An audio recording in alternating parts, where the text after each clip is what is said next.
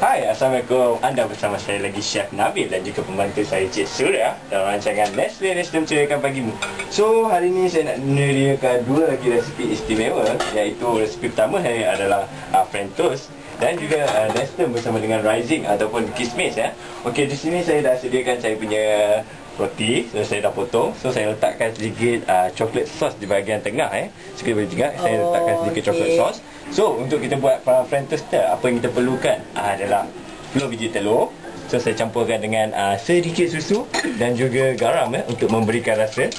So kacaukan dia sehingga dia sebati bersama dengan air memang tak payah Chef. Kita memang tak pakai air So kita campurkan kita punya telur bersama dengan telur Telur bersama dengan susu. Kita punya susu. Itu dia, saya pun dah blur pagi-pagi buta ni. So kita mixkan dia sekali dan campurkan dengan sedikit garam Okey, so roti yang kita dah campurkan dengan coklat sauce tadi, so kita celupkan ke dalam tepung dalam kita punya telur tadi. Alright. So macam kita buat roti bakar, roti telur tu lah, tapi roti telur. So kita dah celupkan dia kat dalam. So kita letakkan di dalam Nestem breaded dia. So maknanya macam kita salutkan dia bersama dengan Nestem lah. So macam ni tunjukkan. Itu dia. So kita gorengkan ke dalam kita punya pan. So kalau boleh jangan terlalu banyak minyak lah, sebab saya lebih kepada healthy food healthy breakfast.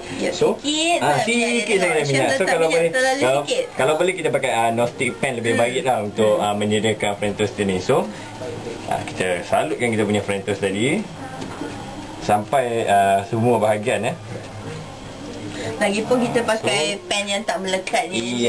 So kita tak perlukan terlalu banyak minyak, sebab kita breakfast pagi-pagi ni. So kalau boleh tak perlu terlalu heavy dengan minyak lah apalah. So tak payahlah macam kita makan nasi lemak lah apalah. So dia tak payahkan banyak minyak.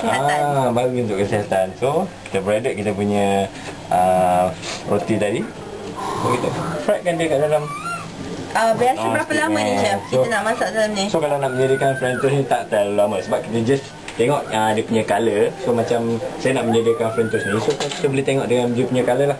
Bila dia dah tukar brown ke brown sikit, so maknanya kita punya French toast tu dah siap lah. Right. Apa dia Chef, soalan saya hari ni Chef pakai Nestem perasa apa? So hari ni saya pakai original.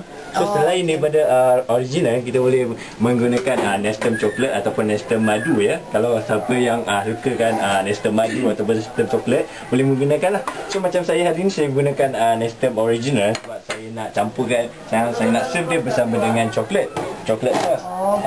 So saya nak dia macam ada ni dah coklat, lepas tu keluar ni pun coklat lagi. So saya campurkan Nestem original dan juga saya akan serve dia bersama dengan coklat sauce.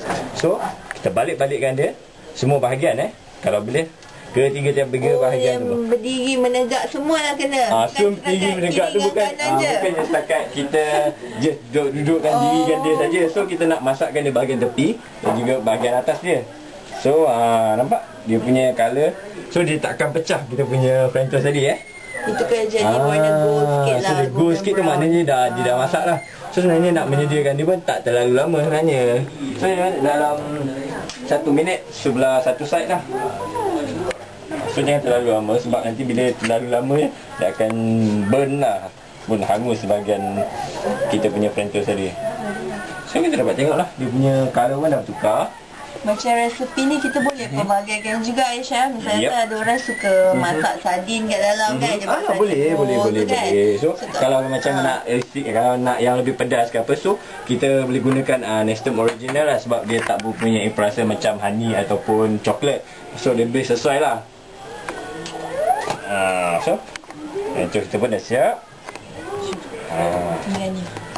Okey. So dia punya yang lebihan yang hangus kat dalam ni, kalau boleh kita keluarkan lah, sebab kita nak masukkan yang baru kan. Kita buat dia, sebab kita tak nak dia melekat dalam kita punya French toast yang baru. Alright. Okay. Ni cuba lihat yang dah siap. Rupanya sungguh menyelerakan. Memang bau pun cukup naik kat dapur ni. Tak sabar nak makan ni. Memang kena makan semasa ia masih panas. Baru sedap. So inilah kita punya French toast yang kita dah goreng dia bersama dengan sedikit minyak tadi. So kita boleh servekan dia bersama dengan coklat sauce dah. Itu dia. So kalau macam ada buah-buah orange ke, kalau macam ada grape ke, kita boleh servekan sekali dengan kita punya Fanta lah.